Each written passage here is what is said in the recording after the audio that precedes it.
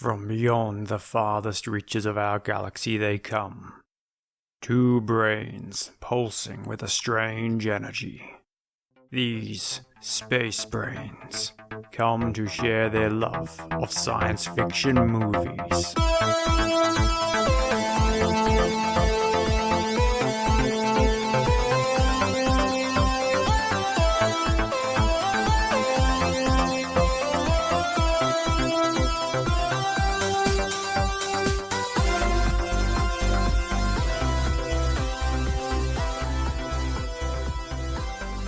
Hi, and welcome to Space Brains, the show where we joy-watch sci-fi movies and then talk about what was good and what was great. I'm Surrey, and this is Mark. Hiya! Tonight we're talking about The Space Between Us. It's a 2017 movie. It's totally available on Netflix.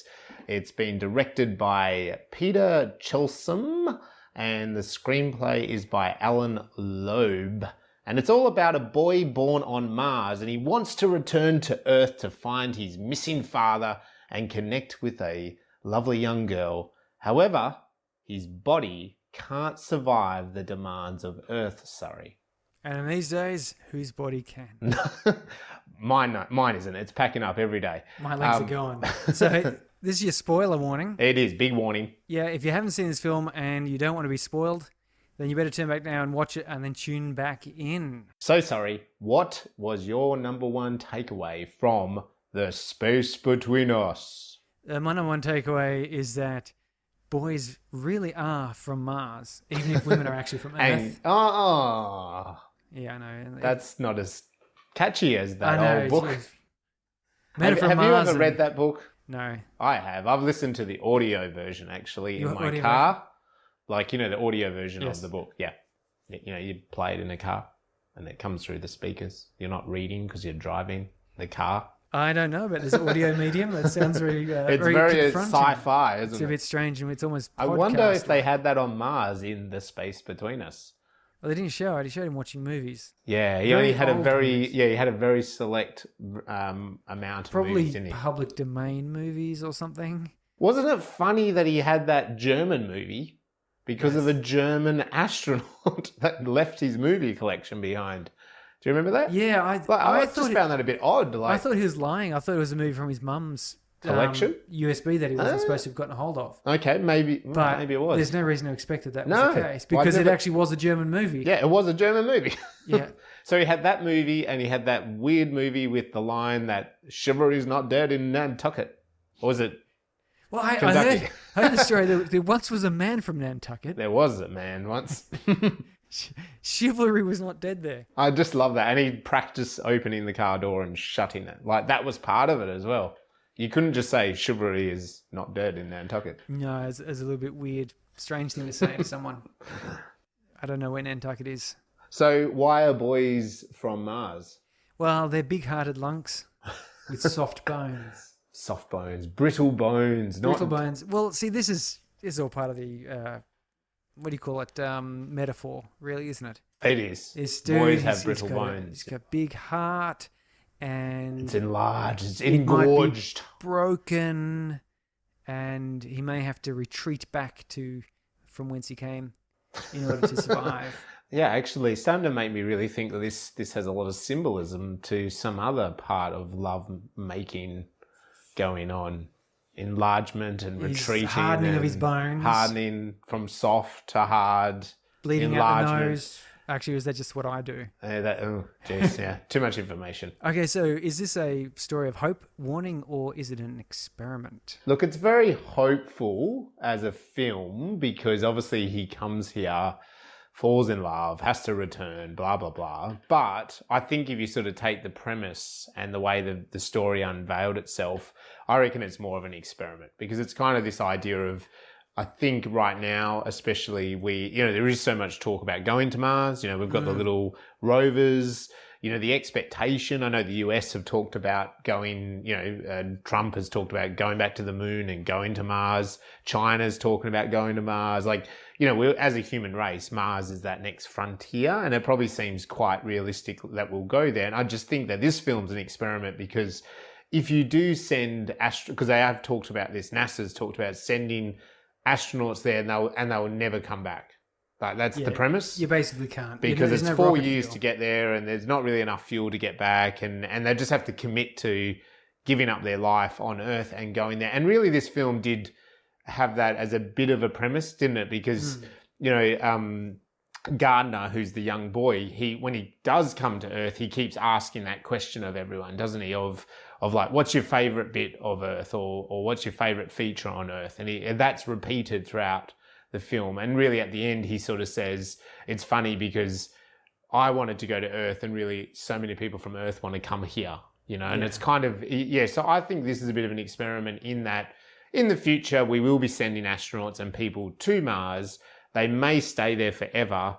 And I guess there's this idea of like, what happens when people are born on Mars? That's the way I looked at it, and if a baby is born on Mars like Gardner and he grows up, I mean, because it's we've all got, you and I have kids, like your child brain, your teenage brain, it's quite different. And I think I could totally understand, I think the limitations of living in those little pods on Mars and you're looking back at Earth and I think they would want to come here. Like they just would. I think especially because all the people around you came from Earth. And we'd be talking about their childhoods there and things they did on Earth.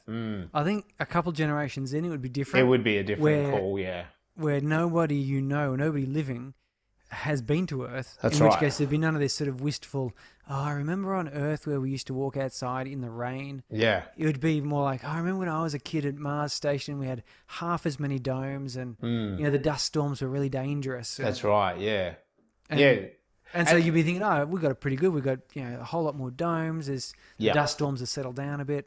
So I saw this film overall as an experiment because it felt like, what if, a baby is born on Mars? I think so too. Yeah. I'd have to agree. It's not really, cause generally speaking, in a story of hope, you'd expect there to be some sort of big challenge for humanity as such. Yep. Or even could just be a very personal challenge, but like a big, obvious challenge that humanity, through its resourcefulness, must try to overcome, and it does sort of deal.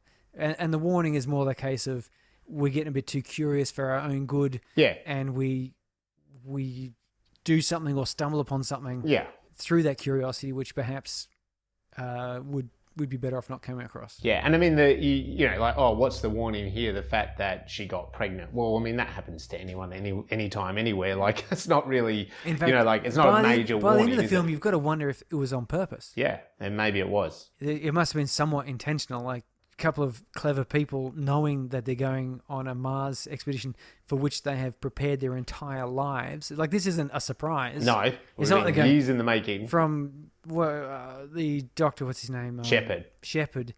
A 12-year-old apparently wrote this letter. I doubt a 12-year-old wrote a letter that eloquent. It would take... But he was a genius. Yes, but it takes like trained script writers or of speech writers to come up with something like that. Sorry, it's a movie. It's okay. But anyway, since he was 12, he'd been dreaming of getting to Mars. Yes. And then... Writes the president a letter. Oddly enough, the one woman that goes on the Mars trip happens to be pregnant. She happens to be pregnant. And there's a little bit of irony in that even we'll if they come back to didn't later. Purposely plan it, that's not really an accident. No. That was kind of, both of them were smart. You don't get to be an astronaut without being clever. And you don't get to be a child genius that dreams of going to Mars without being a child genius, So anyway, we do both, I think it's an experiment. So are we right? If you're out there, you're listening, you've watched this movie, you're listening to the Space Brains podcast, let us know. Are we right, or what do you think? Is it a hope, warning, or experiment? So what have you been up to, Mr. Surrey, with your creative side? That we like to talk about. I finished writing, just about to publish. In fact, by the time this podcast goes out, I might have published book 3 of Exit Plan. Hurrah! Excellent. And the final audio drama episode went out last weekend. Sweet. So that's a great and that's another podcast, right? It's another podcast called Exit Plan. It's a excellent. Contemporary fantasy, so it's not really science fiction. And that's available on all the podcasting places, same as Space Brains? If you listen to podcasts, which I assume you do, I hope so. Yeah. Then you'd know where to get a hold of that Exit Plan. Just look for it.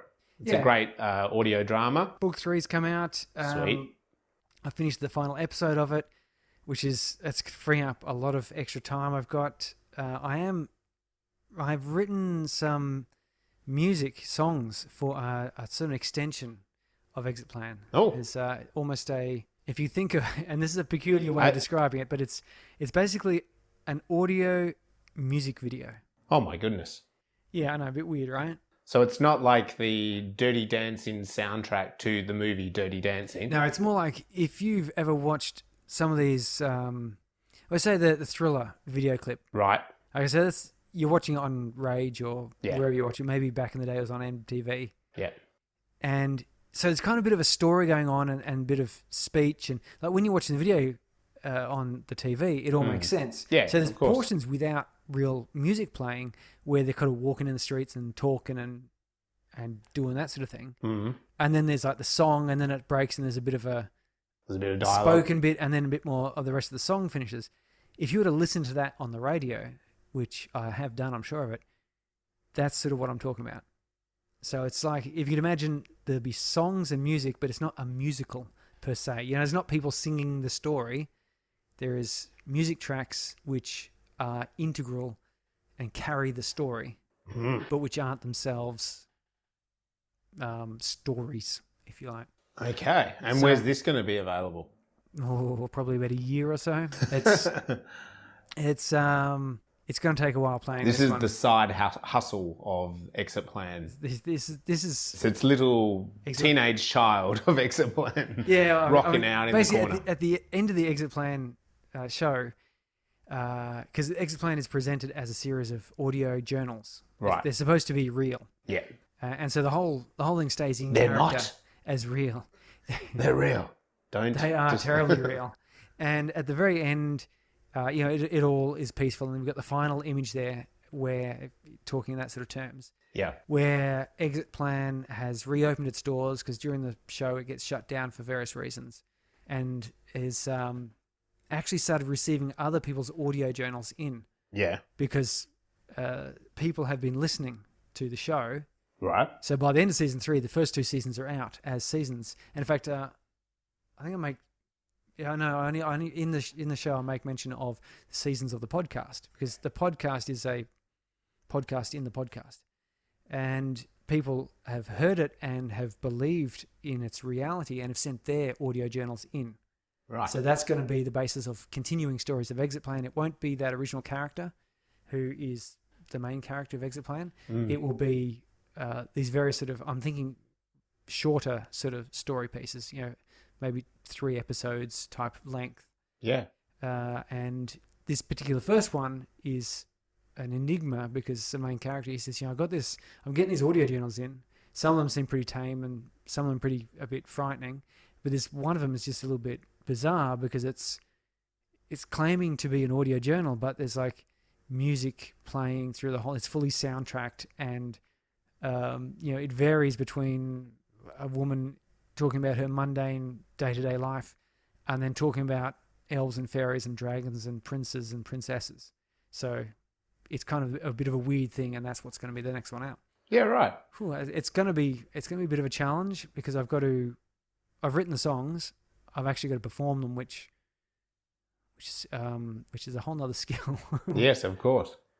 But I've got my guitars. Yeah. They're also very heavily guitar-driven songs, because I can play the guitar. So there you go. There's a little hint for everyone out there that wants to go download the album. Well, I performed all the music in Exit Plan, Yeah. the audio drama there, so the intros and outros and so on. Yeah. So there we go. Well, the multi-talented Surrey Hughes. Building my media empire. Yes, you are. And you spoke with some bigwig executives. I did. I got close to it. It was bizarre. It was one of these things I had mentioned this previously on a Space Brains episode, that my feature film script, One Day's Walk, which is not sci-fi, so doesn't quite fit the Space Brains area, but I'd entered it through a Screen West opportunity, which was through NBC. Wasn't picked as the winner, but I just thought, hey, is there any feedback from this? And so I asked Screen West about that, and she said, sure, I can give you feedback, but why don't you speak to the NBC people? and she just gave me their details. There you go. And you I never know kind of unless you thought, ask. yeah, I know, that's exactly what I thought, sorry. And I actually then, I contacted those details and, I sent through a bit of information just saying, hey, is it possible to get some feedback? And I was kind of thinking they're probably going to go no, or some sort of wish-washy, Due to the high bureaucratic number of quality entrants, it was not possible to get personal feedback to That's everyone. right. Yeah. But surprisingly, I had this lady, Naomi Black, from NBC get back to me, and she said she was really, and this is how naive I am to the movie industry, but she was just like, no worries, when's a good time? And I'm like, okay, this time? And she goes, no, we're good on this time. And I'm like, okay, that's fine with me. And then the next email was literally from her, but it was a conference call invite, and it had the pin and the code and all that. I'm like, okay, here we go. And so that literally what it was. It was really very clinical and straight to the point. And again, I was sort of expecting, I didn't really know who she was or anything in the grand scheme of things. And there was another guy, Jason, that was part of it.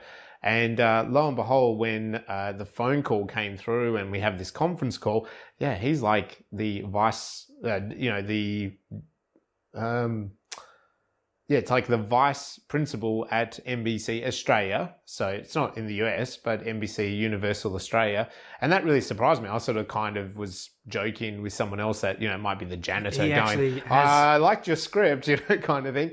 But it was actually He actually him. has sort of overview of a lot of scripts. And he can greenlight scripts, like literally, he's the guy. An idea. Yeah. And what was great about it was, he gave both of them, and he specifically gave, they gave really clear, detailed feedback on why I wasn't picked, why the script wasn't picked, things that they liked about it, things that they thought really did work and could take it to, to something that would be bought and made, and ways to make it, sellable in the future, which I was just like, oh my goodness. So I was writing down all these notes.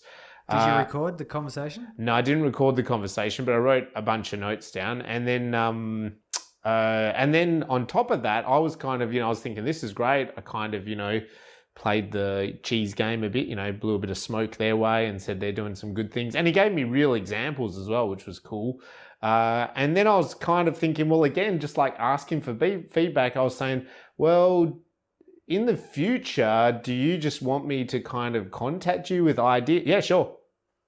Just straight to this email and phone number? Yep, just give us a call, send us the idea.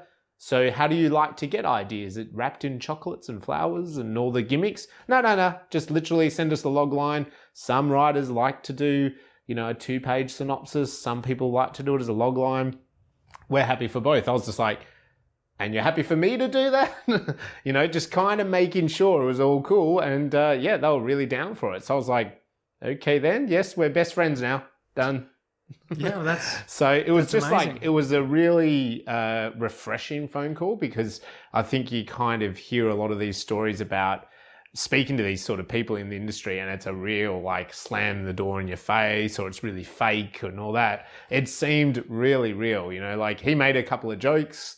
I kind of repeated one of his jokes back to him, kind of to keep and he laughed at that. And, it was just but it was literally the questions I asked, he was really happy with. And I was just really impressed with the feedback, because we don't want to go through it on this episode, but it was just very concise feedback, stuff great. I can literally take and hopefully improve the script as well going forward. So yeah. And a lot of it was about, audiences as well, what audiences want. And one of the points he said, which doesn't relate to my script because that's not my audience, but he's 18 to 25 year olds don't go to the movies anymore unless it's Marvel.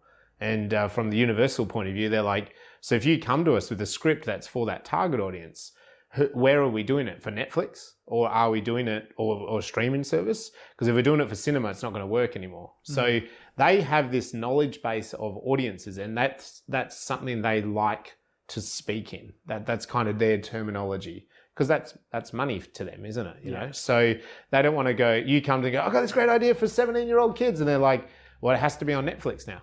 It's not in the movies anymore. Unless it's someone running around in their underwear. So it's kind someone specific running around their underwear. Yeah, with some superpowers. Yeah. So yeah, I found that interesting.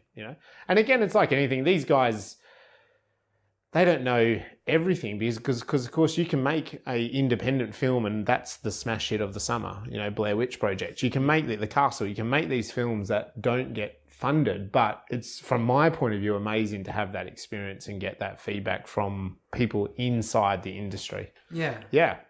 So I was super pumped after that. Yeah. That's fantastic. We probably will be seeing a Mark Regan original Well, sometime in the future. Yeah, so I'm just kind of thinking I've got about 1,000 ideas on my laptop and I'm just going to start emailing that dude like one a week. And there's part of me going, yeah, but maybe if you send too many, they're just like, that's crazy. And maybe they will think it's crazy, but then you just don't know, like the 10th or the 100th email, they might go, hey, that's a good idea. There's the advice Or given, they block basically the value with which a message is received is proportional to the cost of sending it. So if you just pump out, you know, sort of dirty, scrappy little log lines, 10 a week. Yeah. Just in an unformatted email. Yeah. Yeah, they'll probably get trashed pretty quickly. Yeah. But if they're clearly being put together with a bit of thought and formatted and, you know, a bit of research maybe around you're it. Showing that there's You're idea. showing, they'll go, okay, this actually cost a bit of effort and you know, he's tried something here. It's worth my time to at least acknowledge it with as much energy back. Yeah, yeah. So, yeah, I think you'd be fine so long as you You weren't I'm just joking tossing, about sending them 1,000 emails, but tossing them a you know, rubbish idea. Well, not a rubbish idea, but, you know, an idea in a rubbish way. If you send that same idea in a way that shows that you have really thought about it and want to do it, then I'm sure that's Well, they did. Look, I'll just say this, and then we'll move on. But it's like he did talk a lot about the way they work with writers is not so much a finished script, and not so much pay them money as throw peanuts at them. Yeah, until they do. They go away. They probably do a bit of that, but what they don't so much like look at a script from day one. What they want to see is like maybe 2-page synopsis, and they look at the whole story and kind of go, yeah, okay, there's something there. Come back to us with 15 pages. So again, they're not wanting again the 90-page script. It'd take too long to get through all that. Yeah, but he was saying to me that what they want to see is like they want to see that story fleshed out. Like does it enough? And he goes, the amount of writers then we'll say things like take it to 25 pages. And he goes, a lot of writers can't. And to us, that's always a bit of a deal breaker. If you can't get the story to 25 pages as a synopsis. So we're not talking script, we're talking as a synopsis of the whole story. And again, and he goes, but the writers that do, quite often it's like, yeah, now we've got something. Yeah. Now it's worth going with this. So well, that's much the same. And it makes a lot of sense. With novel writing, the typical thing, and it happened with me, with my first book that I wrote, is you get to, the magic number seems to be about 20 to 30,000 words. 20, 30,000 words in, and that's the point where you suddenly realize you actually had no idea what you're doing. and you've just got to scrap it, or it's come to a dead end, you know, and the plot doesn't make sense. Like there's nothing you can do next which makes any sense. And I see it time and again. I'm subscribed to a number of message boards and forums and so forth about writing. The number of people asking that advice, I go, I've got to about 30,000 words and I don't know where to go. What should I do? Yeah. And I always want to chime in and say, well, what you want to do is it's very exciting that you get in a write. That's good. Yeah. You do need that practice, but you also want to write the end first. Yeah. You know, have a bit of a plan. Yeah. The end, the middle, the start, something in between the middle and the end, something, you know, at least 5 points before you get fired up. Yeah. So that you know where you're headed. And then once you've spent about 3 years messing about with that, trying to make that work and realizing it's not quite right. Yeah. Now you're ready to actually properly plan out your story so that you know exactly where to go for your high points and low points, where to have, you know, side plots, where to tie them up. And, you know, so you get that same thing. You go, so, is this idea for a story any good? And the answer you can always give is, that paragraph you gave sounds good. Can you write that to, say, 50,000 words? Yeah. If you can't, then you don't have a story. You've got nothing. Yep. Yeah. And I just thought, like, those guys, you know, if you do go back to like someone like Blake Schneider, you know, he says very similar stuff. Like he says, pitch your log line to people, strangers, whatever, right? And if people are like, you got to go back and reword it. You know, you got to rework it. And then he's like, once people are like, I like, you know, oh, is that a movie? Can I go watch it? And you're like, no, I haven't written it yet. But it's like, the next step in that Blake Schneider thing is like those 12 beats. And he's saying that you should get that into about a page. So again, going back to the NBC guys, I just kind of twigged on me from previous knowledge.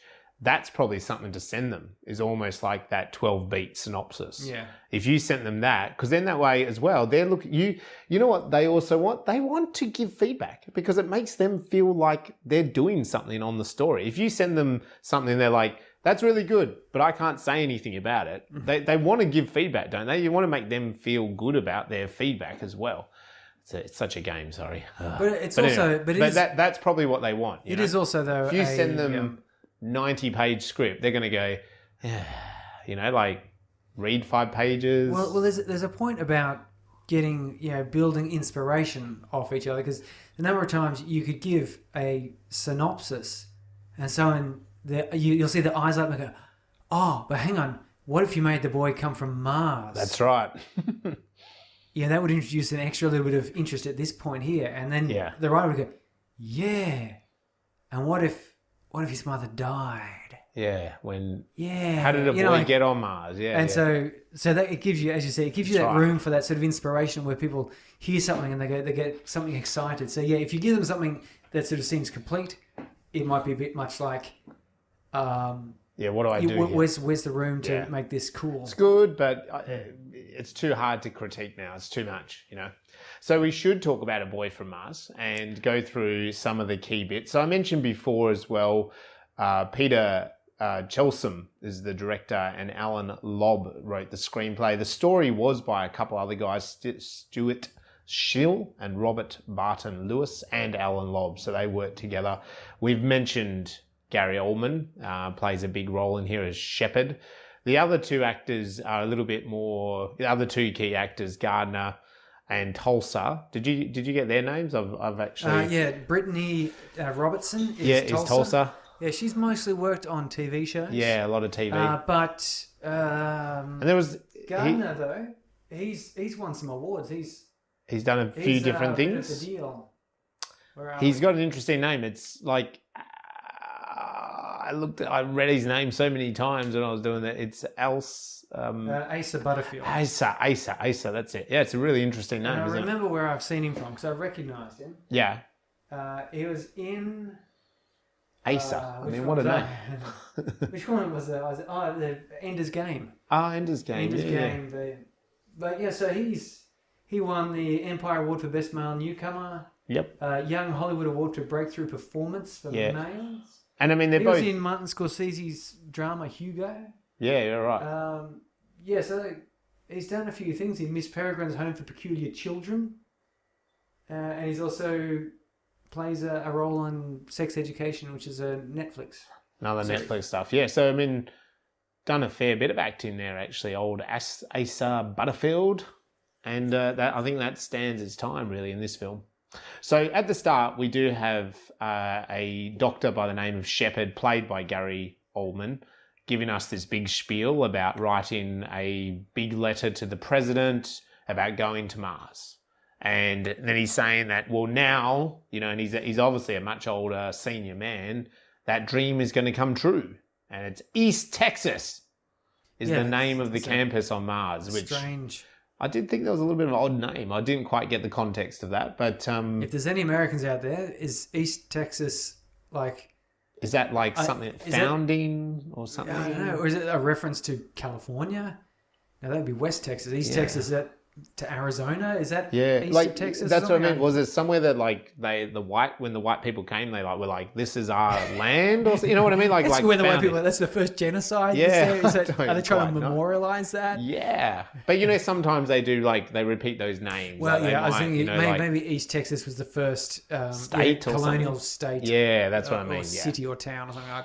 I don't know. Yeah, so there's a mission to Mars, and as you mentioned before, 4 men and 1 woman. 5 men. 5 men, sorry. 5 men and 1 woman and a little baby.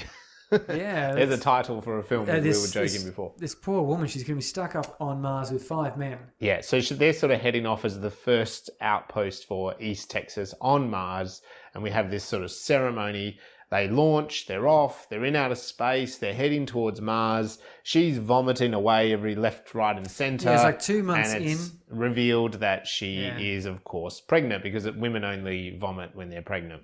Yeah, I mean, it's zero gravity. I'd probably be vomiting most of the time anyway. Yeah. Apparently that is a thing, so yeah. But anyway, this causes the other male they do the sideways looks at each other. Because they all know that this can only mean pregnancy. Yeah. Look, they probably do know because as we didn't, I don't think we talked about this off air, but it's like, well, they probably all had a bit of nookie before they go on this mission to Mars for the rest of their life and, or for years or whatever it was going to be. So they probably all got lucky. What we didn't find out about is one of the guys there, he probably got like gonorrhea or something. Yeah, that's right.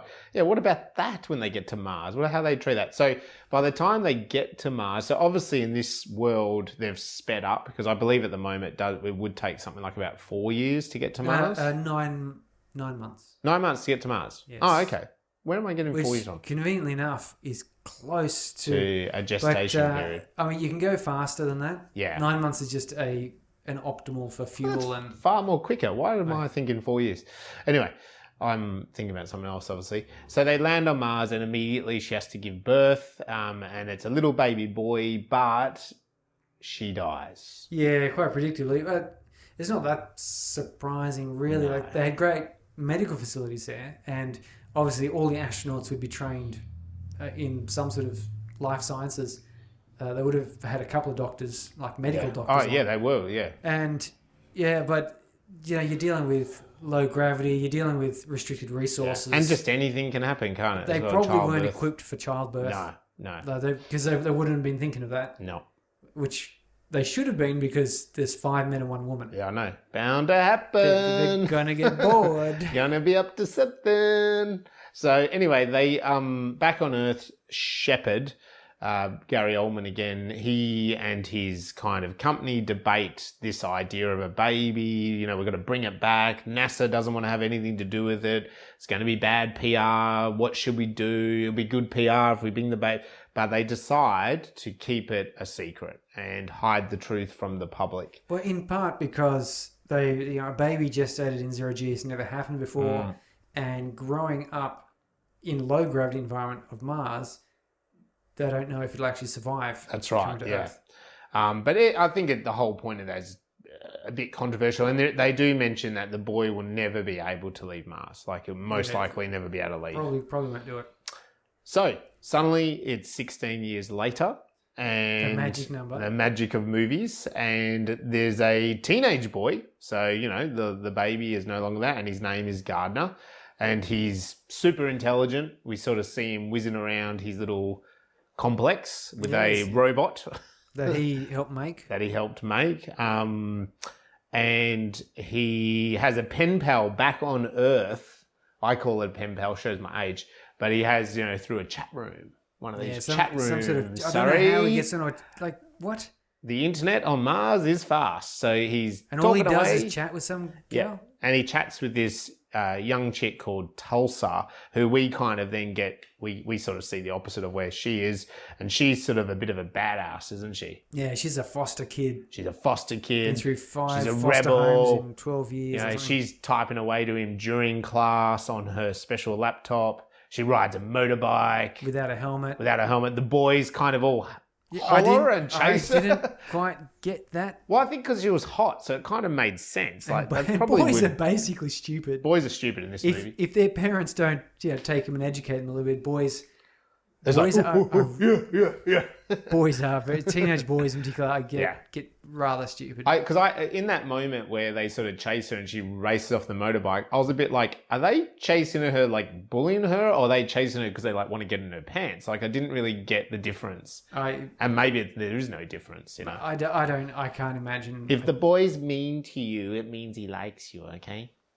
Yeah, so put up with That's abuse. what my mama told me. So put up with abuse for the rest of your life. Just deal with it, Yeah. But I don't... Put up with it to get their attention, attention. I think it was merely a story plot, a story device to show that she's not in the popular crowd. Yeah. And she didn't like that. Oh, and there was a little moment there she played piano. Yeah, that was a bit odd. it's a character trait. Sorry, she plays piano. She's a rebel, but she plays a bit of piano. Not much. But she didn't want anyone to know. She didn't want it because the people came and she left really quickly. Well, that's when they started hooting at her. Yeah. Anyway, and I'll come back to this in a bit later. But he escapes the pod. So back on Mars, Gardner escapes the pod using his chest plate thing. He's got a magnetic sensor or something. Yeah. I was expecting that to play a part in the movie later on. Me too. It didn't. It didn't. But he escapes. He pulls on the thing and he's driving a dune buggy and he's fanging it around Mars, which is pretty cool. And he ends up at his mum's grave, or what he thinks is his mum's grave. He finds out that she's not really there. She's back on Earth. Her ashes were scattered across the ocean, but it is like a remembrance tomb. He crashes his dune buggy. As you do. And I forgot, what's the astronaut's name, who's kind of like the surrogate mum? Her name was the surrogate. No, her name... The surrogate mum. Her name was Kendra. She was a sorry? Kendra. Played by Carla Gugino. Yeah. She's been in heaps of stuff. Heaps of TV and movies. Well, that's because she looks like, now as a mature woman, she looks like a mum. Yeah. But, like a good-looking mum, but not like a hot mum. Yeah, true. She's just got that look. Hey, sorry, I think she could undo the pony and be a hot mum. Oh, if she undid the ponytail, she could, oh my God. And take the glasses off. But she, basically, her role is to be the surrogate mum for the whole movie, which is a little bit sad because she's probably this super smart character. She was in Sucker Punch. Yeah, she's been in heaps, eh? I didn't look it up. Night in the Museum. Yeah.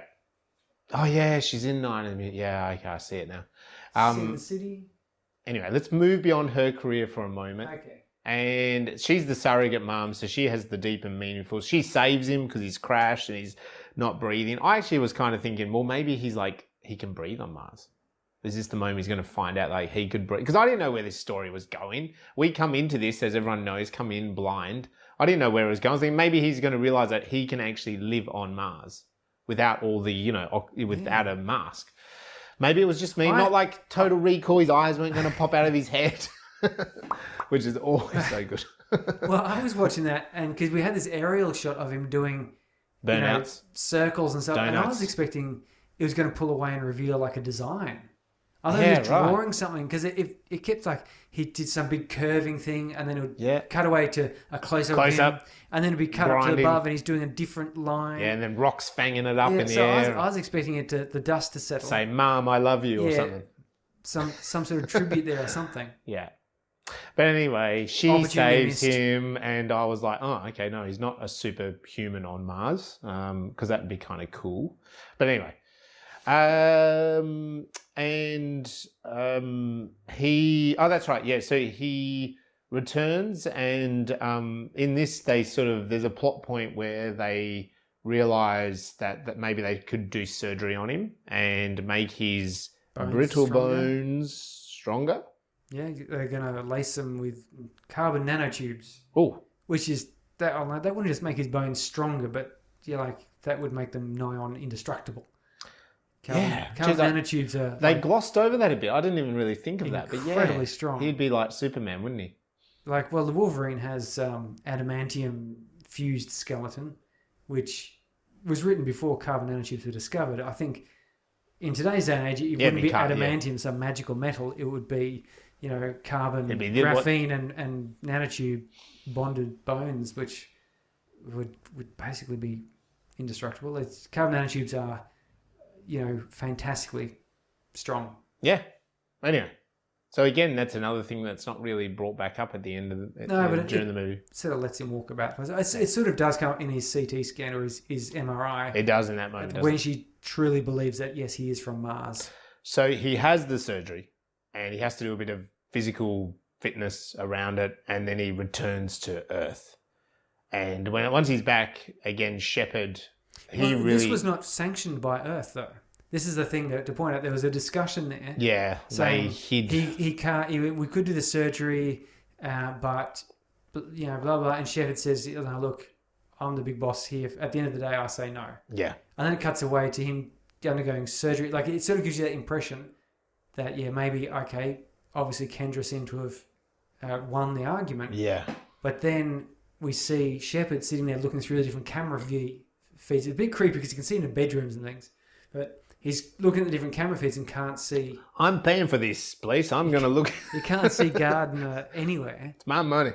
And finally, when the shuttle coming in from Mars is about to arrive, he checks the manifest and sees Gardner, E on board. And he's like, oh, what the hell? That comma E is what did it. So as a result, they're not really prepared for it, and they're sort of a bit surprised by him turning up.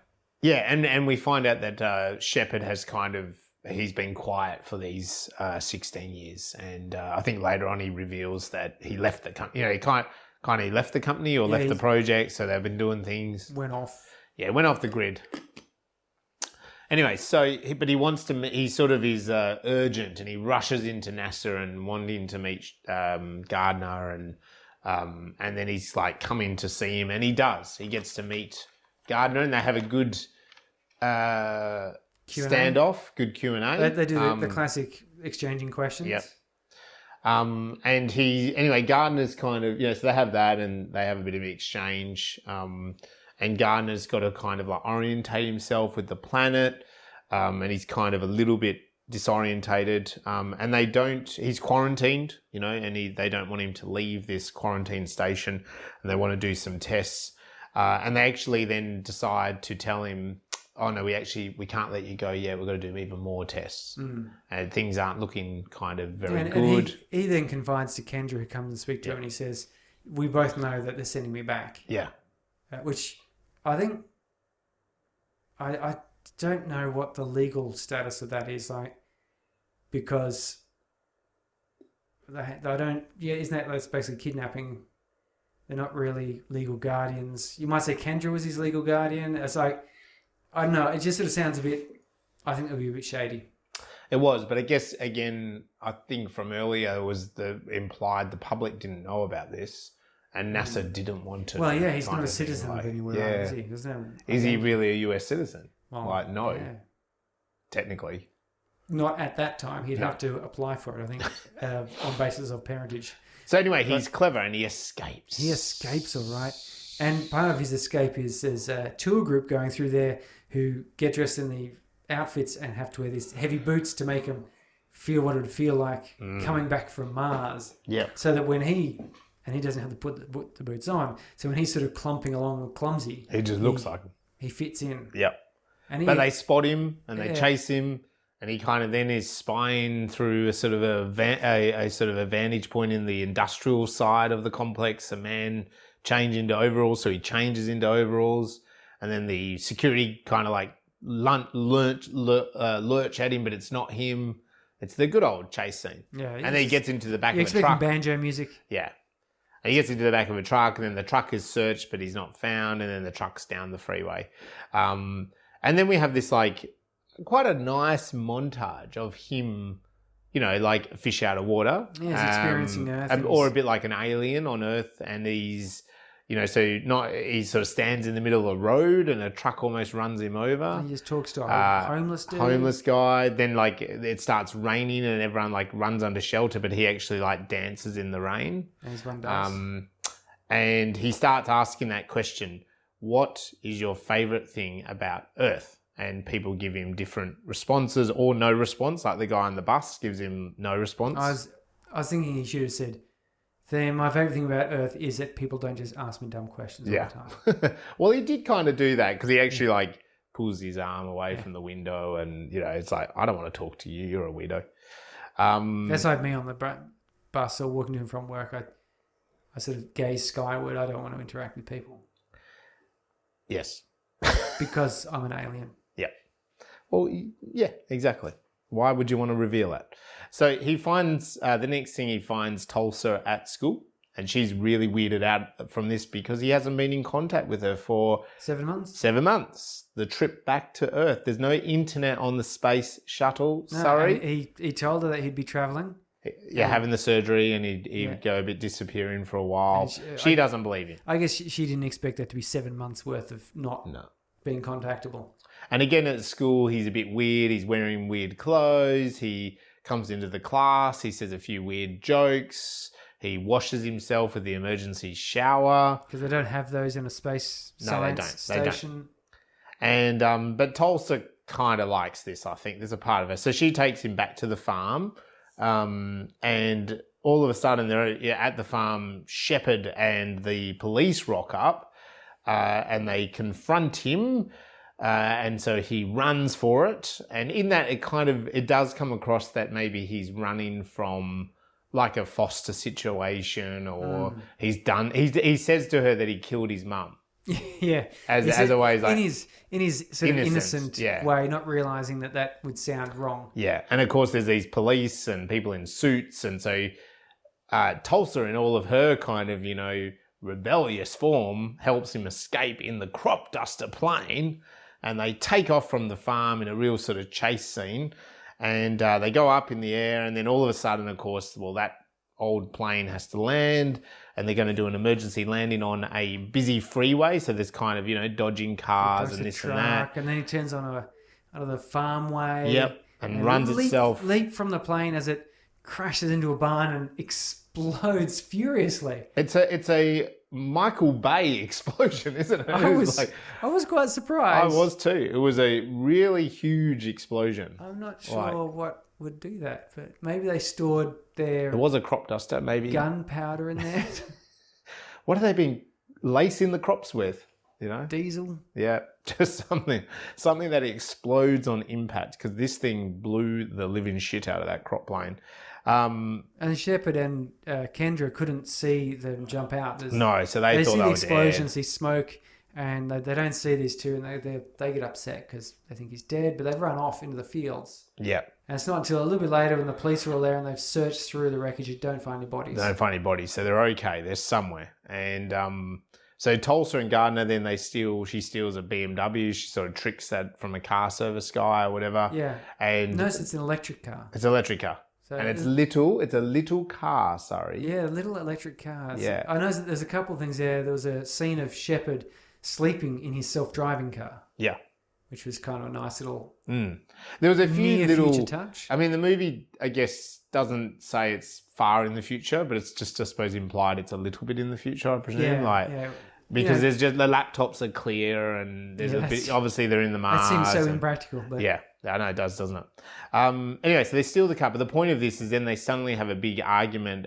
Tulsa's saying that everyone lies to her, everyone's lied to her, and he's kind of saying, well, I'm from Mars, and she's like, you're lying, this is why I lie, lies are terrible. Scam, yeah. And so they have like a huge argument over it, and that's again where he delivers the line, chivalry is not dead in Nantucket. Yes. Well, yeah, because they're outside of the car, yeah. and she's about to get in the car, and he quickly scurries around and opens the door for her. Yeah. Because she's yelling at him about the lies, and he's kind of innocently just saying the truth, Yeah. but it's questioning whether she is questioning, well, is he lying or is it the truth? She says something like, sort of, maybe you really believe that's the truth. Yeah, like you're psychotic. Yeah. So anyway, then they rock up at a coffee shop kind of thing, and they steal Mummy's iPad. Yeah, and this was a strange thing. Was that a cameo? Like they got the iPad off, like Mum leaves it on the table, and so they quickly go and make use of it. Yeah. And some kid just randomly puts his head over his shoulder and says, "No, you've got to dump the decoys and connect to the fire station Wi-Fi next door or something." Yeah. And they say, "Thanks. Oh, you got to pay for my whatever." And so they give him a bit of money, and then he goes selfie and takes a photo, and we get a shot of the photo with the three of them in it. Yeah. Never seen again. No. And so I was looking at it going, is that some sort of really awkward way to leave a clue? So now there's a photo of them there, and they talk to the kid. Was going to happen. Yeah. And he said, I overheard them doing something or other. Yeah. None of that ever came out. No. And that guy who had speaking lines and seemed to require a bit of bargaining, but for no apparent, what was the point of having to connect to the next door station's Wi-Fi? That didn't seem to make any difference. They could have left that whole sequence out. So I was confused, which made me thought, are we supposed to recognise that guy? Yeah. Is he a little cameo, some sort of a... Is he a Power Ranger or something? If I was a teenager, would I go, oh, that's YouTuber so-and-so. So let us know if he is someone, because we honestly don't know.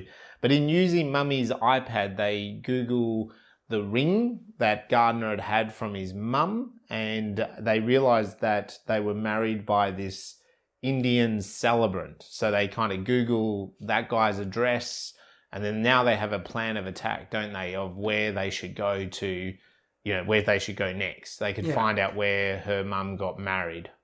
Yes, Shaman Necker. Yes.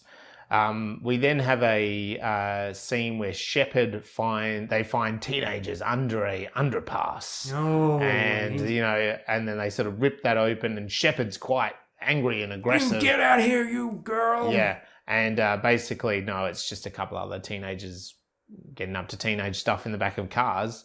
Playing Xbox. Yeah, and then so Shepard has a moment with the doctor about that. Well, basically, he did give up, and now he needs to try. That's the excuse he sort of tells her. And they also, in that scene, discover that actually from the tests they did back in quarantine, that Gardner's heart can't handle the gravity. It's enlarged. It's in trouble. Yeah, neutropin or whatever is off too much in his blood in combination with myostatin or whatever it is. Yeah. I mean, he's got a big heart. He's got a big heart. He won't live. He's a big-hearted lunk. Yeah. He's going to be in trouble. So we really, it's kind of like a bit of a blow to us, because you're going, he needs help. Yeah, it sets up the situation where it's a clock. Yeah, he's got a time limit, and it's not going to end with them happily living after. Unless he gets help, or something happens, Yeah, so you're either going, well, they've got to try and find some solution to that, or we're going to have a sad ending. He's going to die. So it's sort of, we go from that, and then there's another montage of Gardner and Tulsa. They really basically have fun together. There's a whole stuff where they're eating burgers, and there's hot air balloons. They go shop. I like that shot. I did like that shot. I reckon it was really cool. And they go clothes shopping, and she plays the piano, and he can see that. And also, he writes something on a bathroom wall or something. I was here. So they're just kind of having good, I'm not going to say wholesome, but good teenage fun, basically. Yes. It's a romantic moment. Well, they bought the clothes when she wanted to just nick them. And yes, he graffiti, but he wrote it on a mirror, so it'd actually be quite easy to wipe off. Yeah. So nothing too drastic here. And this is where then he's driving a car, even though he's never driven a car before, and he sort of shares his feelings to her very openly. And she's like, well, you don't do that on Earth. You don't just share your feelings. If everyone just did that, we might be happy. Happy, yeah, is her line. It's that look on her face there when she says that, which I think she delivered that line really well. We'd all be happy, and she doesn't ham it up too much. There's just a subtle wiggle of her eyebrows as she kind of, you can see her realizing the stupidity. That is a bit weird. Yeah. Yeah, I think there was some great acting there. It really felt like it didn't feel like Ryan Reynolds' delivery. Ryan Reynolds delivering that, you would have gone, he really puts on the sarcasm quite strongly. And she was much more subtle. She delivered that very well. It's very nice. You're very correct in there. I think there was thinking involved in that line, wasn't there? But there's that slightly creepy moment where he reaches over and grabs her thigh. Yeah. You sort of a bit awkward too, because it's a very wide car. So driving a cowboy's car or something. So he's gonna lean a fair way over. Yeah. When he's never driven before. I felt a bit awkward for them. He drove his moon buggy. Well, it was funny because she said to him at the start of that scene, both hands on the wheel, you're learning to drive, stop looking at me. And they've had this whole sort of conversation about open feelings and her saying that's weird. And then he puts his hand on her knee and sort of starts to slide it a bit up her thigh, which was suddenly really forward for where they were at, I thought. But it made me feel uncomfortable. Yeah. And then he says a great line, which is, both hands on the wheel, and she's just like, no, I think I feel. And she leaves that hanging, and he says his little suavity there. Yeah. And it gets for me, I was like, oh my God, he's not a little kid anymore. He's a grown man here, he's pulling the moves. This is some smooth moves, Gardner. So they are then in a canyon, and it's very romantic, Surrey. And there's a fire. There's the moon, I think. It's one of those painted canyons with a layered stone as well. They always leave the car lights on as well, which is really unusual because your car would go flat.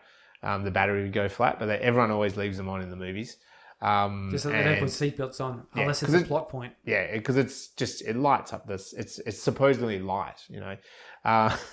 Anyway, every movie does it, not just this movie. Every movie does that. Yeah. There's certain things that just only happen in Hollywood. Yeah, and so there's sort of, I think Tulsa here is kind of going, well, you know, I quite like this dude, and they kind of kiss, and again, he's very Don Juan here. Like, it's very smooth moving from a guy from Mars. Like, it surprised me. And they basically get jiggy with it without seeing us get jiggy with it. They kiss, they kind of kiss a bit more, and then they get in the sleeping bag with no clothes, and he kind of delivers a couple of more lines about that, you know, Earth is great, the balloons were good, the food's good, but you're even better. Yeah. That's how I would say it, and you can see that it wouldn't get me very far, but the way he says it, it's like, I would just kind of get you down. Lie there like a stick and just say something like, and just let her do everything. And I just say, yeah, this is pretty good, isn't it? Yeah. And how about them stars? And she'd go, I suppose. And I go, okay. And then I'd just be silent and we'd go to sleep. And yeah, it took me a long time to get a girlfriend. Well, yeah, and you're saying that and you're already naked in the sleeping bag? Geez, sorry. Oh, God. Yeah, well, I think the girl would just take advantage. Stranger things have happened. I think the girl in that context would most likely just make the initiative. So, because, yeah, if she's already naked, she's not going to muck around from there.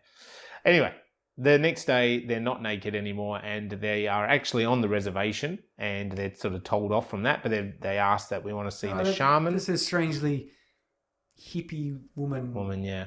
Yeah, you see the shaman and she goes, sure. Yeah, well, she says something which I took to mean that she thinks that they're getting married. Yeah.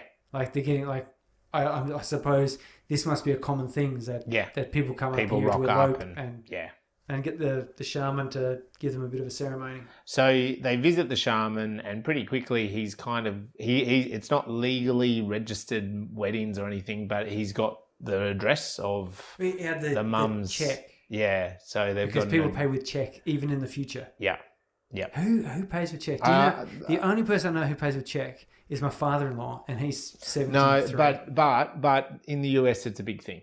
Is it? Right? Because we won't go into it, but if you're in the US, you can let us know. But it is still a thing in the US. Call into me and tell me if you pay with cash, or even worse, you pay with check.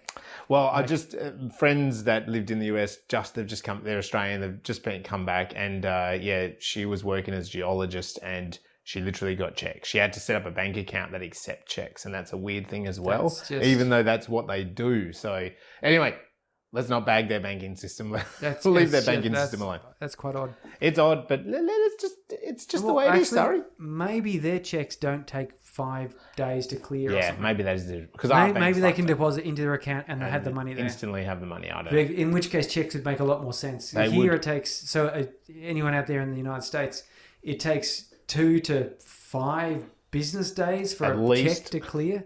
So if someone pays you by check, they basically not paid you.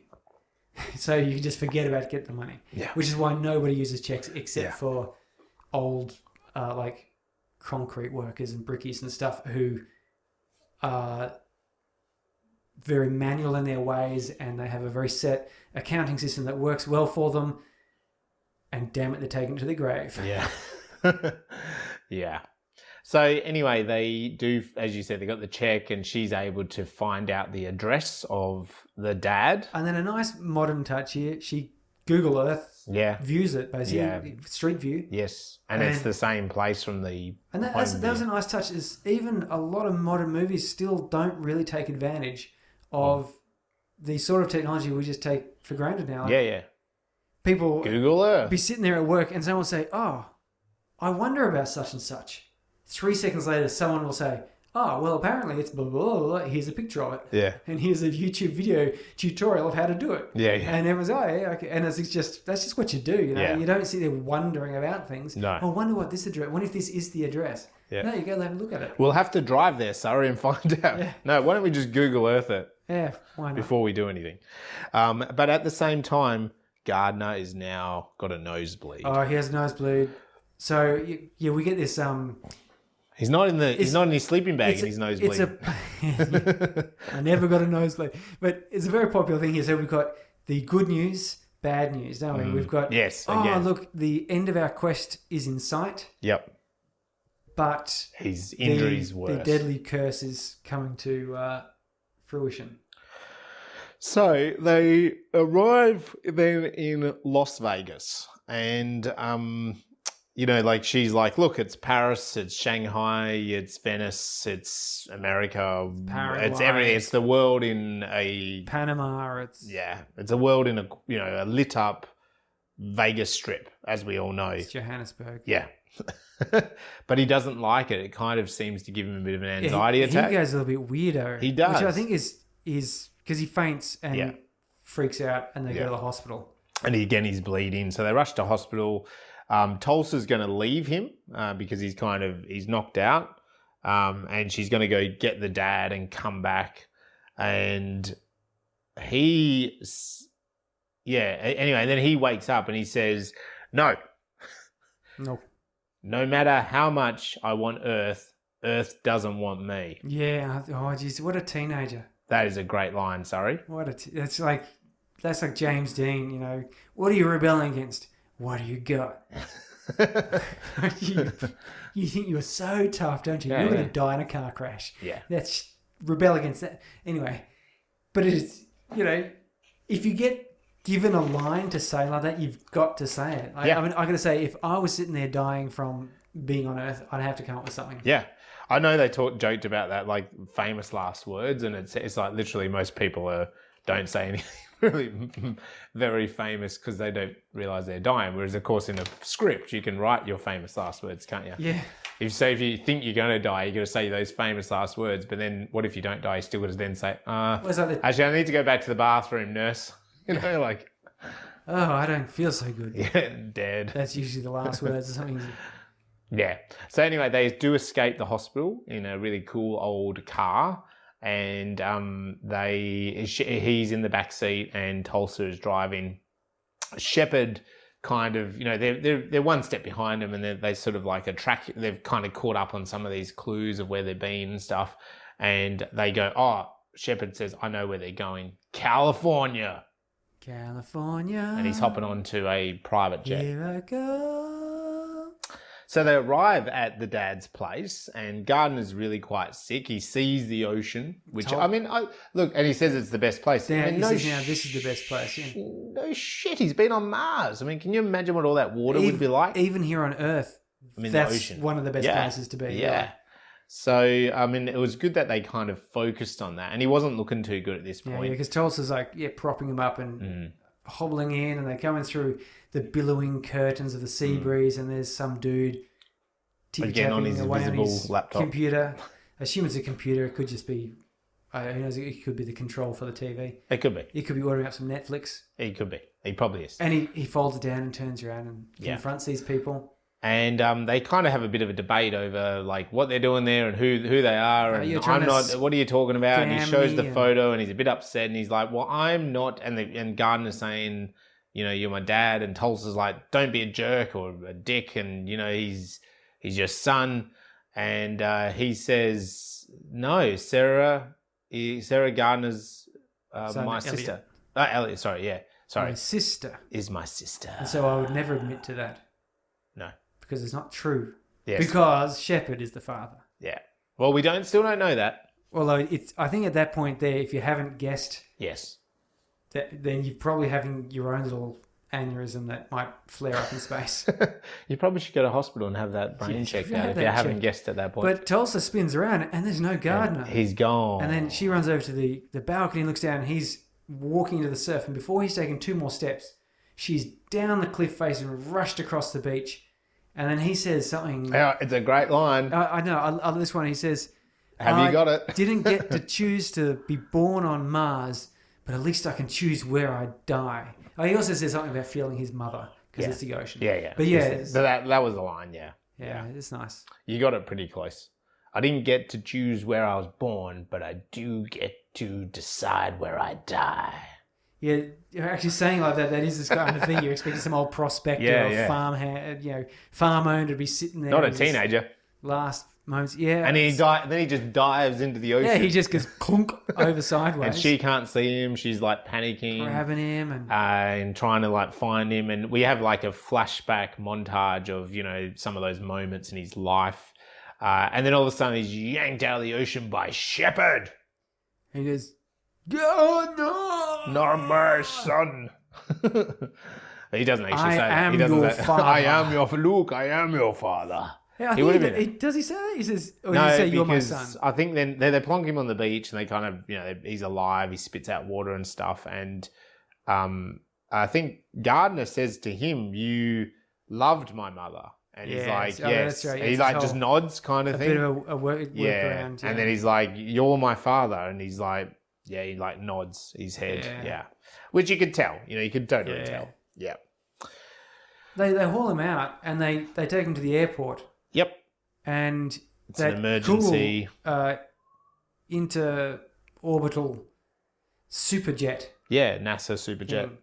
That's actually based off a real shuttle design. Yep. Which is pretty cool. But that's the simulator version one. And some other pilot is piloting it and he says, "Go high, very high." The pilot says, "No, I'm not going to do that." Yeah, you've got to go into the stratosphere. Yeah, the stratosphere. And the pilot says, "No, I'm not going to do that," and I thought this was a bit mean because the simulator basically says, "Yeah, all perished." To which I'm hoping it was actually because he had little sensors on. Yeah. It actually detected that his brain fried. Yeah. Because he's got that problem with his brain. I can't remember what it was. An aneurysm or something that's basically benign, but it could be a problem in space. If you go into space. Which is why he couldn't go to Mars. Yeah. I'm hoping that's why it said everyone died. Because when he takes control, the pilot doesn't sort of go, "Well, hold on, we'll all perish." So I'm assuming that was why, because he lets them go as if it's like, the plane can do it. Yeah. It's just I'm not authorized to do it. But they go up and they've reached out of the atmosphere and they sort of float and there's a little Gardner sort of perks up and unbuckles himself and floats free, and then Tulsa does the same thing. They do like a zero gravity kiss, which would be quite peculiar. And there's a bit of smiles and stuff. And Shepard says, he says something, "Oh, we made it." Oh, no. Kendra says, "You're all right. You made it." And he says, "Oh, it looks like I did." Yeah. I was expecting him to keel over that stage, but he didn't. Yeah, he's okay. And so he said, "This will buy us the time we need." Yeah. And then the next scene, we see them walking towards the launch pad. Yeah. Down that same glass corridor that his mother walked down. And there's a bit of a goodbye, and there's like Tulsa's on the launch pad. You can't go up there, lads. And they go, "Oh," and there's sort of a bit of drama there. And to tell you the truth, I was crying at that point. No, I wasn't really crying. He gets back in there, and what I was really waiting for was what we saw next, which was the cockpit view, and we could see his dad was in the front seat. Yeah. Driving. Yeah. I don't know. You sit in the front seat to drive a rocket? I think you do in the movies. Yeah. It makes sense. Dad up the front, driving kids in the rocket, back. Kids in the back. And they fly off back to Mars, which is, I thought was quite nice because they had them like father and son on Mars. Yeah. Which they could finally have a relationship. He could finally have genuine family that he actually felt close to. And then we go, Tulsa's now in this kind of shitty boarding home kind of place. She's again chat rooming. A Freudian slip there. That's what goes on in those chat routine places. Apparently, sorry, I'm never invited. But anyway, they're in there and she's interrupted by a visitor who is Kendra, and who. She sort of says she's retired and she's training people in NASA and she's got loads of money and a big house in Colorado. She was on Mars for 6 years and couldn't spend her money. Yeah. And I assume you got to think you would get paid fairly well. Yeah. plus danger pay and all the rest of it because... Bit of overtime. Jesus. Yeah, so anyway, so she's got a ranch in Yeah. Colorado. Yeah, and she's now she'd probably get paid a fair bit for training people, wouldn't she? Well, you don't. There's imagine. only like literally a handful of people Like, with any experience Yeah. In our space, let alone on another planet. Yeah. In fact, as far as I know, there's just that one shuttle load of people that came down. One of them was Gardner, and he's gone back. So Kendra and maybe, 4 others maybe? Yeah. Are the only people on Earth who could do that sort of training. So, yeah, she's got a pretty good And, gig. so she agrees to do that and she's training then, Tulsa is now training. So, the presumption is... Running on that inverted... Yeah. That's a weird thing to train on. It is. But anyway, they do some weird training at NASA apparently in the movies. And the presumption is, okay, she'll go to Mars, Yeah. Anyway, and then we finish with a lovely shot of Gardner and Shepard kind of having a moment on the landscape of Mars, Yes. There's no bulging eyes or anything like that. So, I know. I was waiting for it. Come on, it's Now, so they sit in the good. background. There's Some Arnie dude in the background. clutching at his throat. Yeah, His eyeballs bulging. When are we doing? We will have to do Total Recall. It's That's a classic. a wonderful film. It is that original, Arnie's original. But that is the lovely show, and we sort of get this big zoom out, and it's Mars. Mars, yes. Boom, boom, boom, boom, boom, boom. Back futuristic Mars. Wonderful. Directed by Peter Chisholm. That's what comes up, before Netflix these days. He's done a couple other ones. So he did Cut you off. Serendipity, 2001. Yeah. Cusack Another big sci-fi. and... I can't remember the other one. Someone like Keira Knightley or something. Sounds good. John Cusack and some other guy. Anyway, Serendipity, and there's another one of these sort of romantic sort of films. So he's done a couple in the genre now. This one here with a bit more Mars Yeah. and less Serendipity. So, I had a nice feeling at the end of this film. It was kind of like a sweet teenage love sort of story, based on this what if premise. It was a nice way of having a happy ending without being too sugary sweet, but without having to throw in too much tragedy. Yeah. Because they're separated, that's kind of a bit unfortunate. But she's coming. He's with his dad, and his dad has been wanting to be on Mars. Like, that was his childhood dream. Yeah.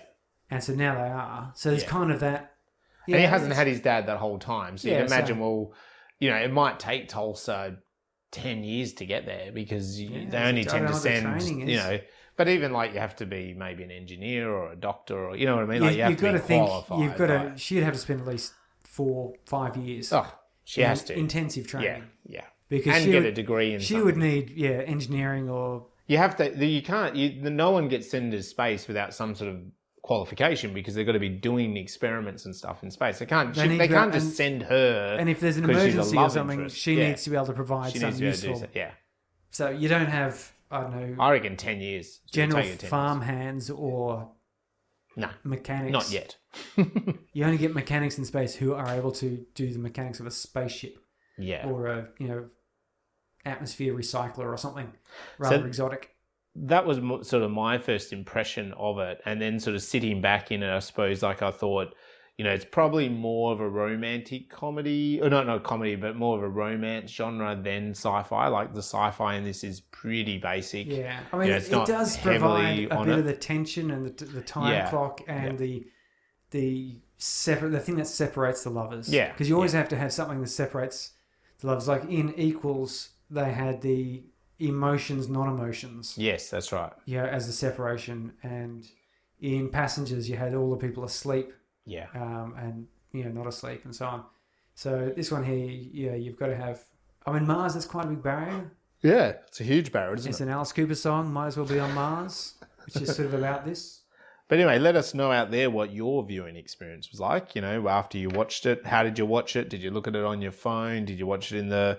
It did have a cinema release, this movie, so it'd be interesting if you did see it at the time and what that experience was like. So what about the ladder?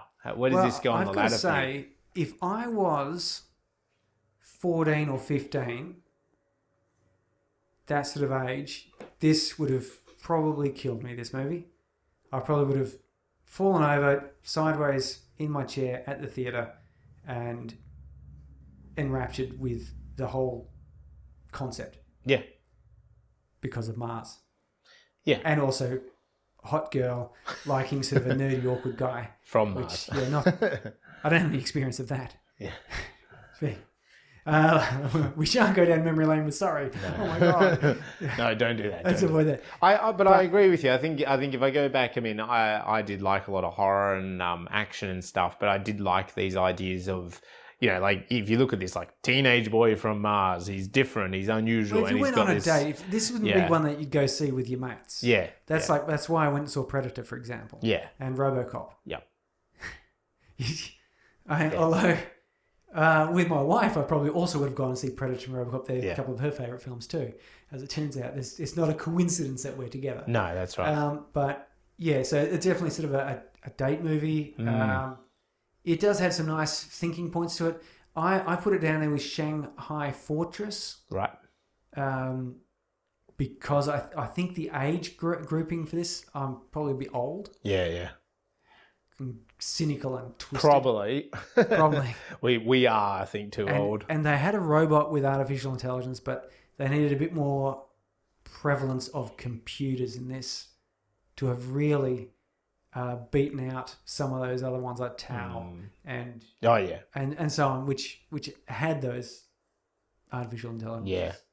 So yeah, down there with Shanghai Fortress. Yep.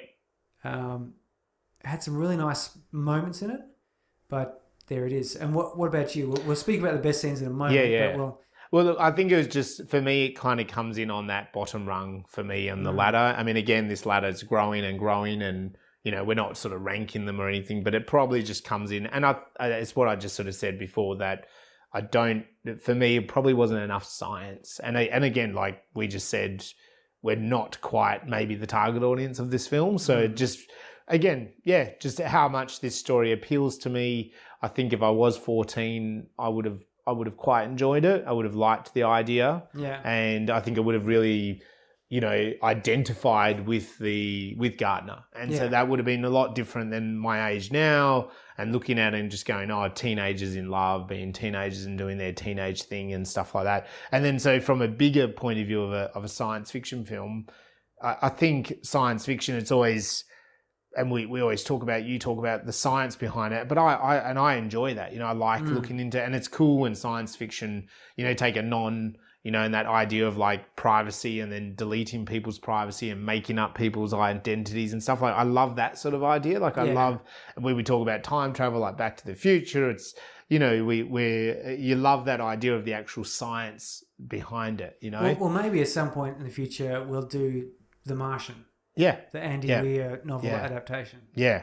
Which, I have seen that. I think that's quite a good film, that one. Yeah, I've read the book as well. Yeah. It's well worth reading the book for. Yeah.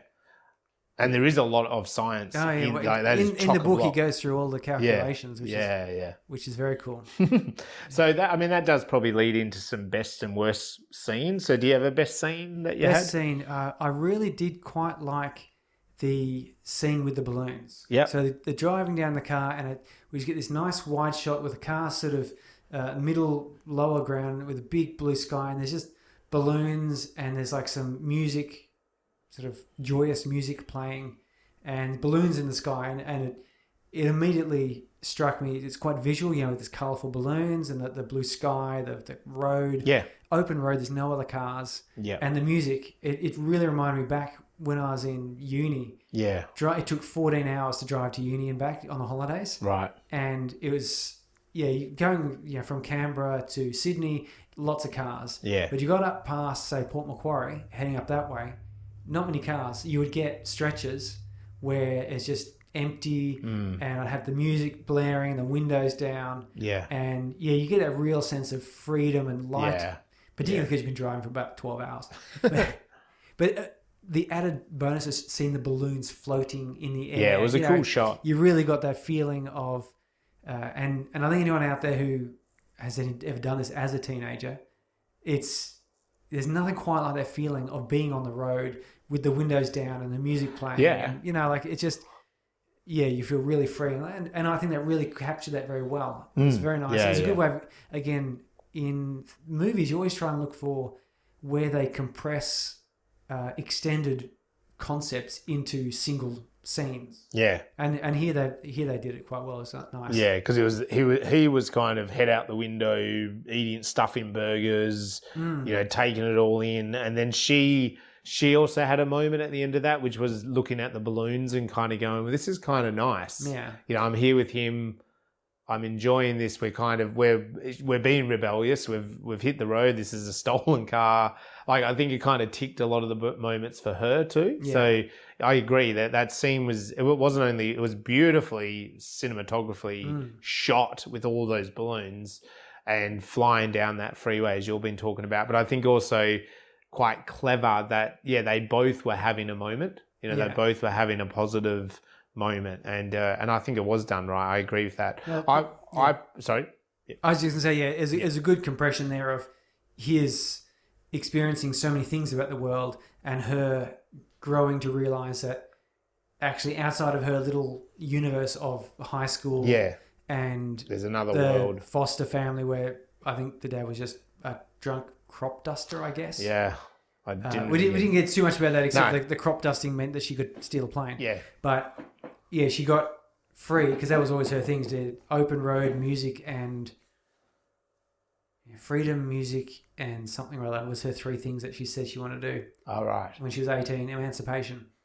But anyway, yes. Yeah. So I agree. Road, It compressed both of their experiences, their growth moments, into one little scene, which meant you felt, okay, he's enjoyed the world, Earth, and she is starting to realize that life could be nice. Yeah. A scene I liked, which we delved into a bit before, was him escaping on Mars and the dune buggy and visiting the mum. So I liked all that, but then I also liked the aftermath of that because it was like Kendra says, like, how have you even done this? It's dangerous. You shouldn't do this. You could die. Blah blah blah. How do you? And he has a great line, which is like, "Well, I've been raised by scientists." Yeah, lived in a bubble, raised by scientists. Yeah. And I thought that whole sort of scene, including that, I really liked that because it's like, if you raised a baby surrounded by scientists in a bubble. He's invented a robot. He knows how to like hack into systems. He can use his chip to disarm things. Like, it makes a shitload of sense. And you can especially bet on Mars they'd be doing a lot of hacking. Yeah. Like, because they'd have fixed set of resources, but an infinite variety of problems to have to solve. Yeah, and they would have to, amend things and ad hoc things. Pull apart one piece of equipment, combine it with something else to make something work. Yeah, and so I liked that. I really thought that was kind of a cool. Again, going back to maybe why I put the film on that area on the ladder, because it's like, well, that was a cool sort of sciencey moment, but then they could have used that a bit more. Yeah. Later on in the film, there where he's when he's on the run, like he could have done. There could have been a little bit more sort of sciencey stuff to surprise Tulsa, for example, because she doesn't believe his Mars story. Yeah.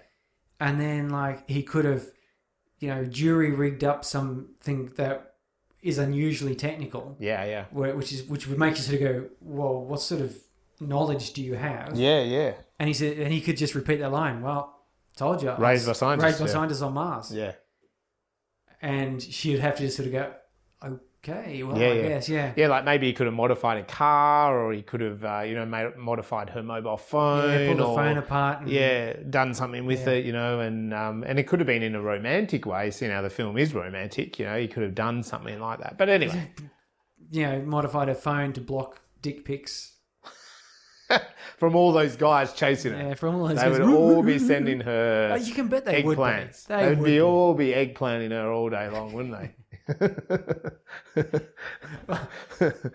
Yes, it's what people do apparently. Sorry, I don't do it as a space brain. I'm too old for bloody eggplants. No, my wife sends eggplants to me. Oh, right. As in actual pictures of eggplants. Actual eggplants. Yeah, look at the one I got at the grocery store today. Oh, that looks lovely. Dinner tonight. Any scenes you didn't like? I think a couple of the romantic, emotional scenes were a bit drawn out. Yeah.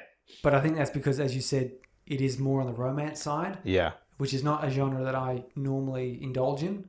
I don't mind a bit of the old romance, but some of the scenes felt a bit long when they're getting into their sleeping bag business. Yeah. That was a very long sort of touching thing, and I always get a bit frustrated or confused. I'm not sure what you'd say, but I never remember being quite so eloquent as any of these movie characters.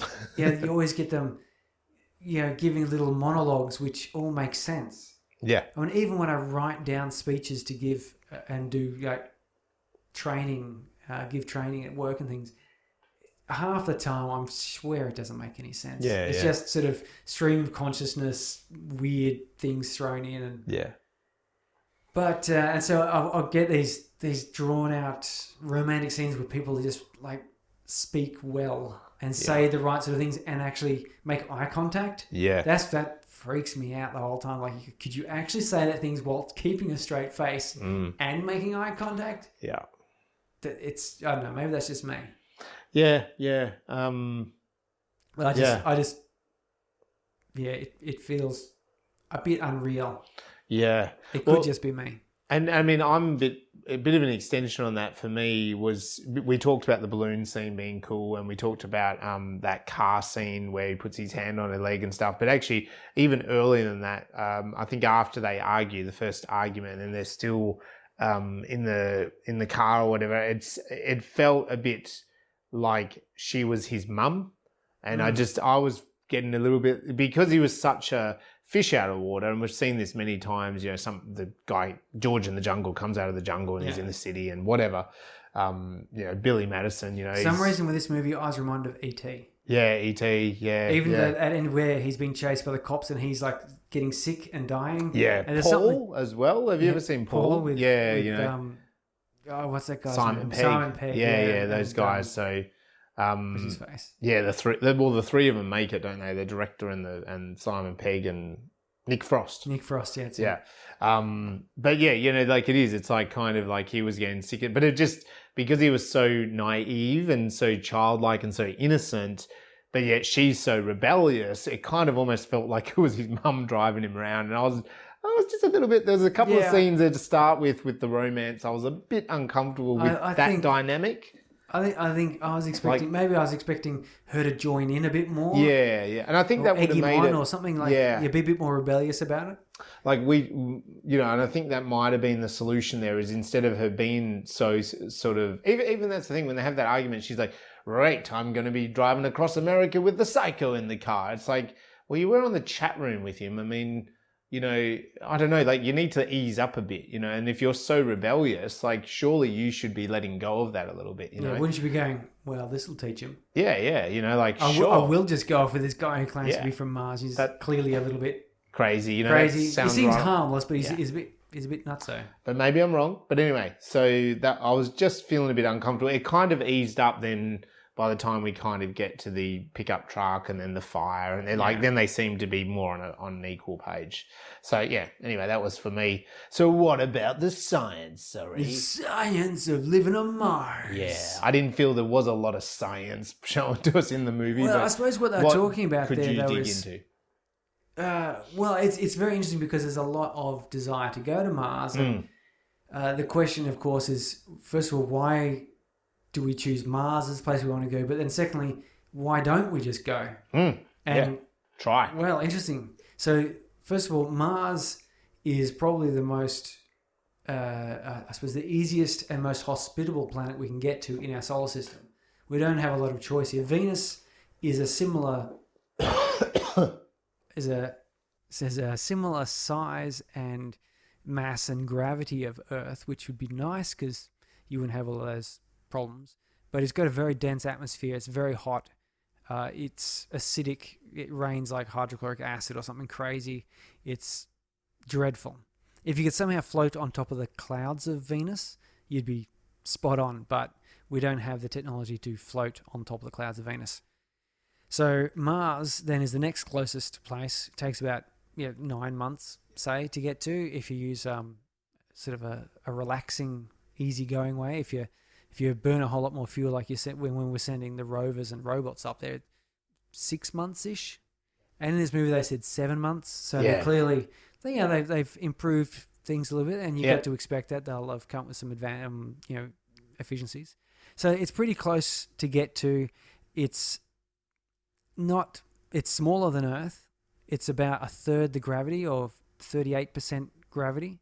So you're 3 times lighter, 1/3 the weight, which would mean, you've got to think, if you were 90 kilos, it would be like being 30 kilos.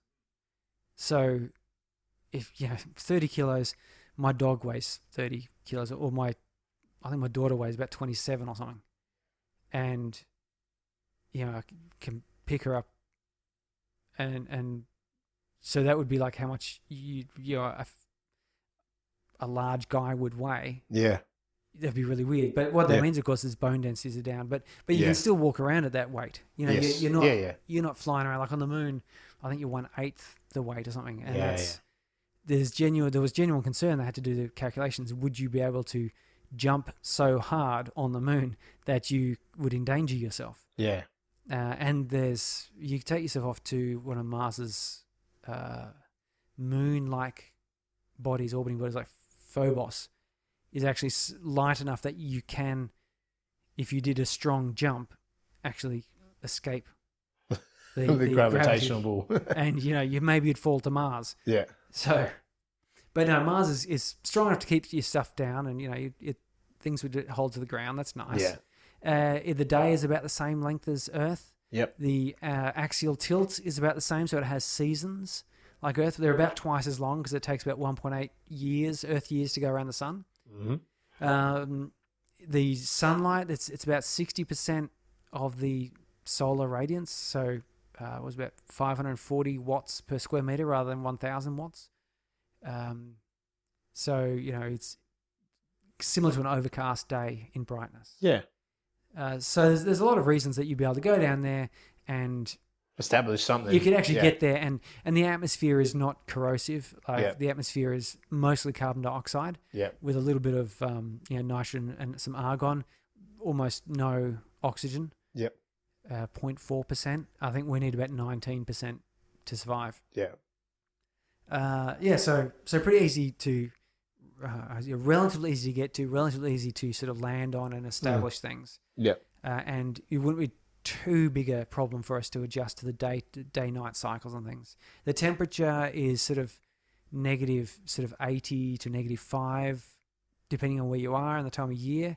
So cold, but in the region of Arctic cold. Not crazy ass cold, and not like Dark Side of the Moon cold type of thing. Of course, I know the Dark Side of the Moon is only called the Dark Side of the Moon because it doesn't face the Earth, not because it doesn't get sunshine. Anyway, just in case anyone suddenly jumped on me about that. Oh yeah, but jump on him. But then you got so they're the easy things. There's reasons why we think together. Why don't we go there? Yeah, because the dirt is poison. So that's something I never really point out there, is that there's a high chlorine level in the soil, which of course is poisonous to humans. So, and it's corrosive. So the atmosphere is okay, but the soil, not so much. Secondly, there's a lot of radiation. There's no magnetosphere. So Earth has got this lovely spinning iron core, which gives us a strong magnetic field, which spins a high energy radiation of the sun away from us. We've also got an atmosphere thick enough to reflect UV light. Our ozone layer protects us from UV light, which UV light is starting to move into the ionizing region. So it can provide enough energy to start breaking down molecular bonds. Which is why, of course, the atmosphere in Mars is not particularly corrosive, because all of the reactive stuff has been broken down already. So on the surface of Mars, you're going to get a lot of UV light. You're going to get gamma rays, solar flare, particles, and so forth are a problem. You're going to get cancer. The sort of radiation exposure you're getting is hundreds of times more than what you'd want. So you'd have to have somehow lots of shielding, which hasn't really been worked out very well.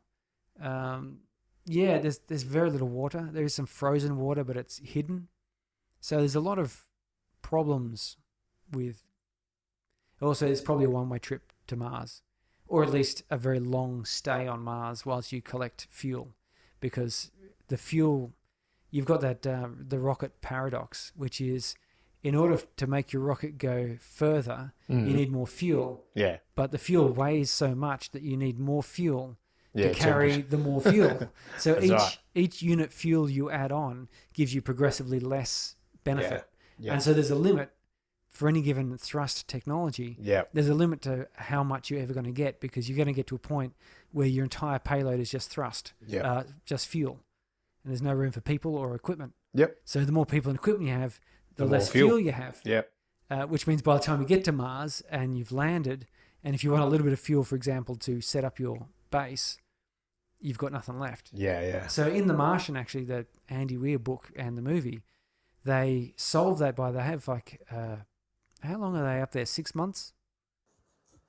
No, it's or something like that. You mean on Mars? Yeah. So they do rotation. So they go up and they actually send up their escape vehicle first. Yeah. And it has a processing unit, which breaks down the atmosphere into like oxygen and fuel, and takes down the nitrogen and things that makes rocket fuel basically over the period. So by the time the people turn up, there's a reservoir there, and they do all their stuff whilst it continues to just collect fuel, slowly but surely, drip by drip, until there's enough there, and then they can leave again. So yeah, you've got that problem there that you'd have, because you can't send. It's very expensive to send supplies up. Yep. Yeah. So basically, the problems with trying to live on Mars are not insurmountable. Like, this is why Mars keeps getting talked about, because radiation. It's possible. We can, for example, if we actually had a reasonable power source, then we could generate our own magnetic field. Yeah. And protect us from a number of these particles that come through. And of course, UV light, if we have the right sort of metallic foils, we can reflect it. Yeah. And, the toxic soil, well, let's face it, we're going to have to be living in habitats anyway. We could probably, have filters and wash procedures and so forth. And there is ice on Mars that we could get. Yeah, so, you could build this up. It's all possible, but there's no visible solution for it all at the moment. Like, it's just really the most difficult place we could ever think to go to and stay for any length of time. And we'd have to stay there first. You got to think that if you went up there and landed, you'd have to wait 6 to 9 months before any sort of follow-up could turn up there. And I guess this film plays off a little bit, isn't it? And just with the stuff you were talking about there, I did have that thought that, probably NASA, etc., they think, well, you might, we're saying to you, we're going to send you to Mars and you're not coming back. Yeah. And you say, that's fine. But what the hell happens when you get to Mars and you're just like, I have to get off this place. I have to come back, Like, I know it could be a bit secretive and Earth doesn't know much, but at the same time, you could just imagine it, like back on Earth, people would be like, no, you have to bring him back. Yeah. Like there would be a huge sort of debacle about it. I'm skeptical about this whole concept of one-way missions. Yeah, like I think that'd be more the like public would accept it. That'd be conceptually one way, as in, this is not a mission that we're packing up and bringing home. Yeah. It's more like the space station is a permanently inhabited space station. That's right. But they rotate every 6 months. People come through, So you can imagine that maybe Mars, you'd be able to stay up there for a year or two. Maybe it's more like an Antarctic research position where you're there for 9 months. Yep, and then you come back. Unless you get locked into the winter. Sometimes they get stuck in the winter and they're there for the full 12 months. Yep. Okay. It's not that big a deal, you got to come back, I think. Yeah, and each successive wave of people going up to Mars would just sort of bring more and more. And we saw that in the movie. 16 years later, they had East Texas had grown. There's more and more bits and pieces about the place. Yep, and that would be obvious. It seemed to be reasonably well equipped. Yeah, and that would just be the fact is over 16 years they'd just keep sending up. Payloads. Yep. Often I would suggest unmanned. Yeah. Just a whole bunch of something or other. And I guess that again with Mars, that's the thing, isn't it? So it comes back to, well, all of these things are possible. You need money. There's only so much money. You need the world to kind of come together to do it, really. And you need companies like Google and stuff to get on board. Yeah, well, Elon Musk wants to get there. Yeah. And why wouldn't you? I want to as well. I'm sure it was Google a couple of years ago, like before the Trump era. So maybe that's 4 years or 5 years ago. They were investing a couple of $1 billion into going there, into trying to make it happen. Yeah, but I don't know what really happened with that, or whether that money is sort of around still, or what the deal was. I think the big players now are like the Virgin Galactic, SpaceX. I think that's the Google guys. Yeah. Along with some others. Yeah, they're investing in that. And Origin Blue, or whoever it is. Yeah. Yeah, but there's a lot of interest in getting up there, because there's a lot to be learnt from that. Mm. Just from the process of getting up there. Yeah, definitely. Yeah, and let me think. There's a couple other ideas people had of going up there would be, of course, sending robot factories up first. Yes. So there's one idea has been put forward that you send up robots that basically creep along slowly and collect minerals. There's a lot of iron and things up there. And then basically 3D print new robots. Yeah. And slowly manufacture the robots which would actually do the rest of the work. Yeah. Excavating out a smoothed off area, build up protective walls and things, because they have these dust clouds which cover the atmosphere, and you need an atmospheric barrier really. So you sort of start building up walls to protect and make a flat area for landing, and keep setting up this sort of robot probes that would continue to prepare things before humans went up. Yeah, because it's too expensive to send humans up. Yeah. Very expensive. Yeah. Sounds good. If you sent up humans, they could just give birth to new humans who would then do the work, right? That's right. Yeah. And they can never leave, as this film says. Yeah. So, some of the technicalities in terms of filmmaking, I mean, it's a pretty straightforward, commercial film, this one. I think in terms of the storytelling, it's a chronological story. We've gone through the plot. It's probably more in the romance with a bit of science added on, or a bit of sci-fi added on. The premise is science fiction, or what if a baby was born on Mars, and that plays out. Cinematography, very straightforward. There was some really beautiful moments, like we said, with the balloons. I think there was a lot of beautiful shots of Mars. There was some nice stuff. The Mars stuff was quite believable. Yeah, it looked real. Those pods looked real. The settings looked real. When he went out and did that dune buggy stuff, it looked very convincing. It was nice and red, deserty Earth, rocky, crevasses, all those sort of things. But like those, and the same back on Earth with the rocket launches. Not rocket launches, but the NASA sort of scenario. It was really heavily, on show in a really good way, and those rockets were really cool. It looked like they had like a clearly ongoing space program. They had multiple landing docks which were well maintained, and the grass. It looked like something that was regularly used and quite believable in that sense. Like it looked like a spaceport. There is a fun fact there for all filmmakers out there. If you want NASA on board and you want to talk about NASA in your film, you can. You have to apply for them, and there is costs involved, but they will freely hand over their logo and their associated rights to that. So they're very open to that. It's just you've got to get permission for it. Even if you make them look evil? Yeah. I think they'll take the money and run, I think. But they're more open than... And they're more open than a lot of other US government departments for that sort of branding. They want a bit of propaganda. Yeah. It's the same with the US military. You actually, if you get permission to do it, you just have to show it in a positive way. So you can't show it in an evil way, and then they will lend you US military for a movie, etc. Yeah, I was reading about that the other day, where you can, because they're talking about Chinese films, and I think we mentioned it before, but and they're saying, like the Chinese government have all these requirements. And someone pointed out, but if you include US military, they'll give you access to the great things. They'll give you soldiers carrying guns and tanks and stuff, doing things. They'll let you film maneuvers and all the rest of it, and on base in various places. Yeah.